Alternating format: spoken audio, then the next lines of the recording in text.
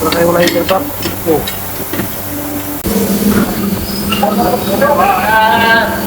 Ang diesel.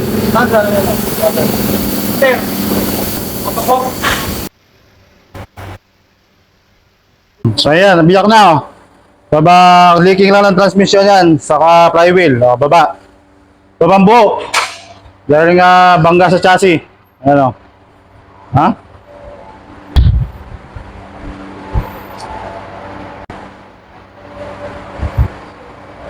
So ayan, Mini Cooper, kapag gagawa kayo ng mga leak niyan, flywheel seal o gearbox seal o sa manifold dyan, dahil nga masikip yan, maliit lang yan pero masikip. So baba talaga makina. Yan, baba talaga makina. O, di ba? Mas magagaan gawin, magagawa mo na lahat. Pag may mga leak, isahan na yan. May babaklasin kayo sa ano, isahan na yan. Kasi nga masikip. So ayan, kung ano mga dapat gawin, gagawin na yan dyan. Kasi nga masikip nga, masikip. O, Mini Cooper. Ayan. O, tambak na yung mga makina namin. Sunod-sunod na yan. Puro makina, palit makina.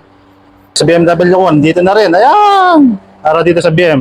Makina ko sa Grand Vitara rin to.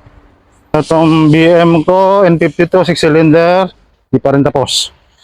So, ayan, gawa namin ngayon. Dami. Tambak na naman kami. Okay, good day. Okay.